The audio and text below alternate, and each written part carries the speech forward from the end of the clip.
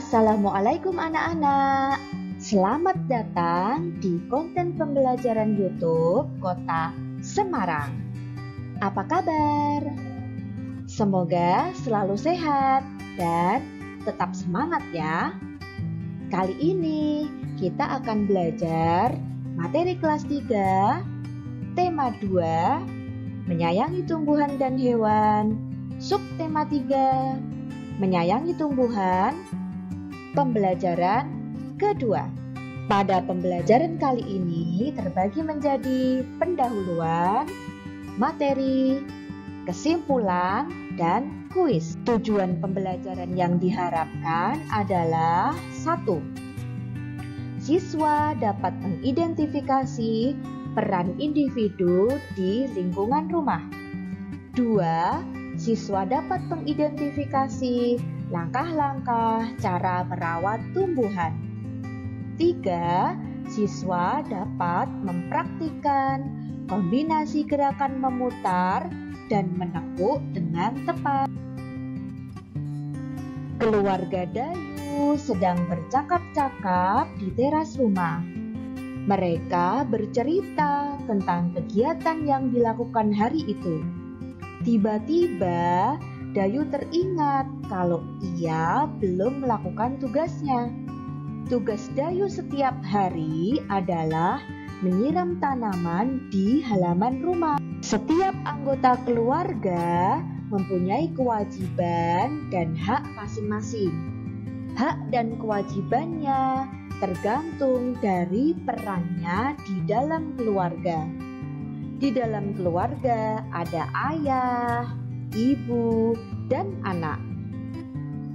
Kewajiban ayah melindungi anggota keluarga dan mencari nafkah. Kewajiban ibu merawat anak-anak dan mengurus rumah tangga. Kewajiban anak yaitu menghormati orang tua dan belajar dengan tekun. Kewajiban anak juga termasuk tugas-tugas yang harus dilakukannya di rumah. Contohnya, kewajiban Dayu yaitu menyiram tanaman. Itulah tadi anak-anak, kewajiban dari setiap anggota keluarga.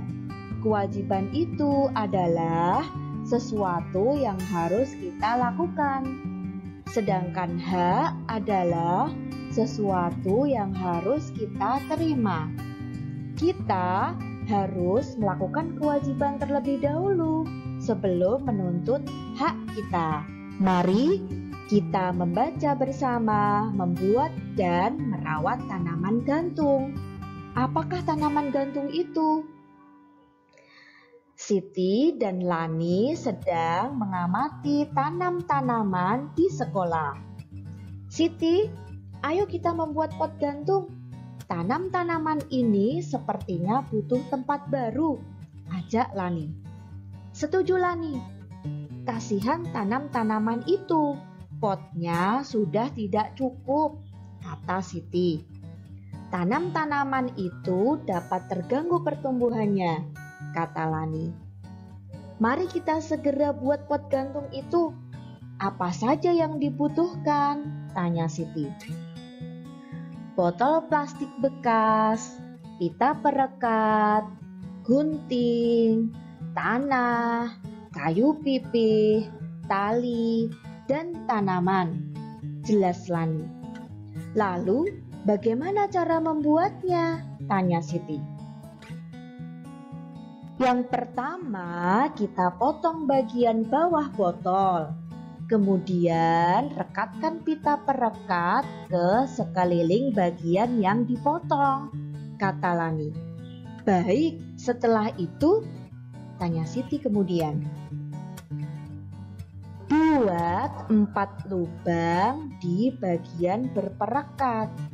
Masukkan tanaman ke dalam botol pelan-pelan. Rapikan dan sebar akar tanaman ke seluruh bagian botol. Kemudian masukkan tanah hingga 3/4 isi botol, kata Lani menjelaskan kepada Siti.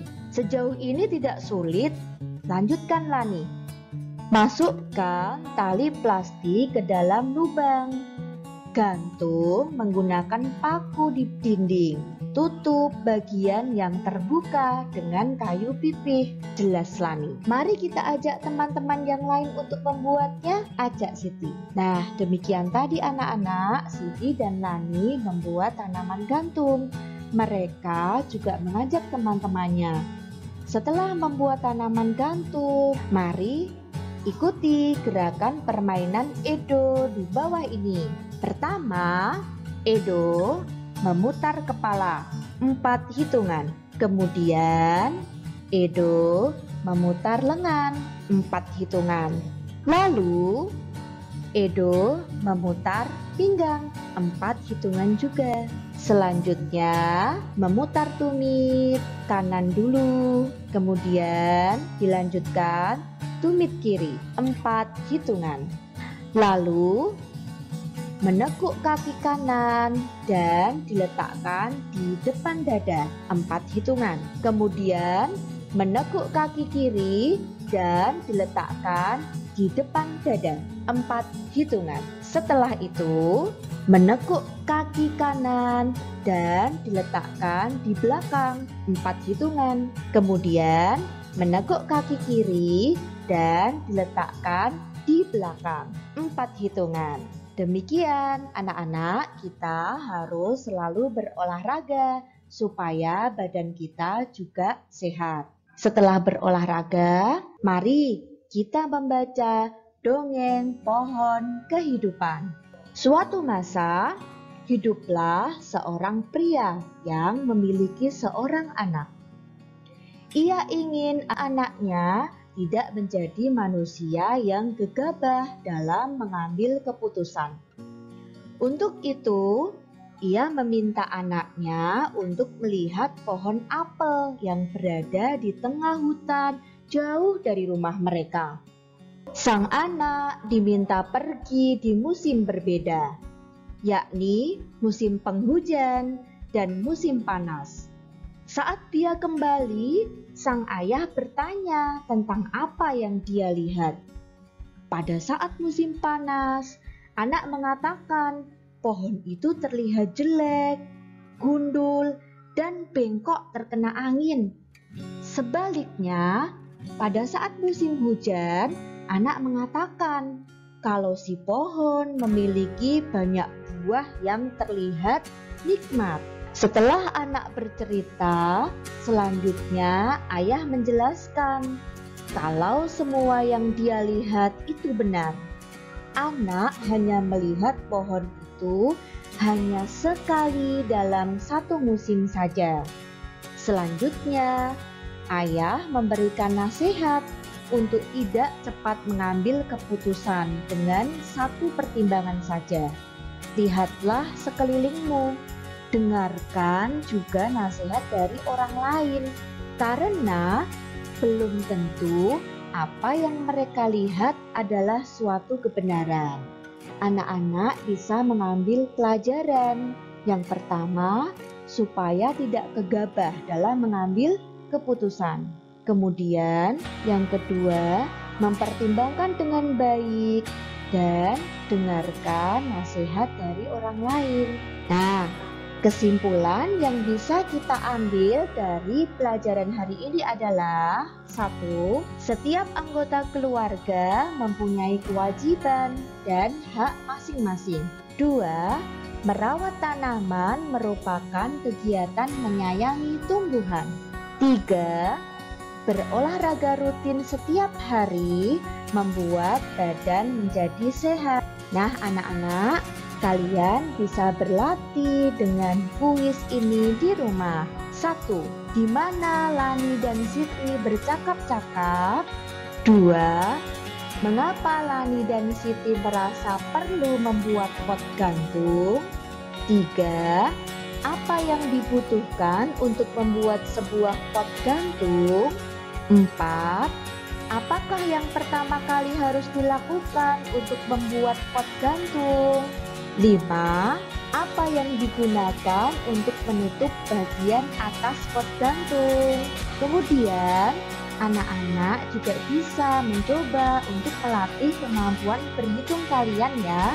Oke, yang pertama, Edo melakukan gerakan memutar kepala sebanyak 5 kali. Selanjutnya, Edo memutar lengan sebanyak 3 kali dan memutar pinggang sebanyak 8 kali. Berapa kali total Edo melakukan gerakan? Yang kedua, setiap melakukan gerakan, Edo membakar kalori di dalam tubuh sebanyak 3 kalori. Apabila Edo melakukan 6 gerakan, berapa kalori yang dibakar di dalam tubuh Edo? 3. Pada minggu pertama, berat badan Edo 25 kg. Setelah 2 bulan melakukan senam, berat badan Edo turun 1 kg. Apabila Edo melakukan senam selama 1 tahun 3 bulan, berapa berat Edo sekarang? Nah, kalian bisa mengerjakan di rumah ya. Demikian pembelajaran kali ini, anak-anak. Tetap semangat belajar meskipun kita belum bisa tatap muka. Patuhi protokol kesehatan dan jangan lupa untuk selalu berdoa. Terima kasih. Wassalamualaikum warahmatullahi wabarakatuh.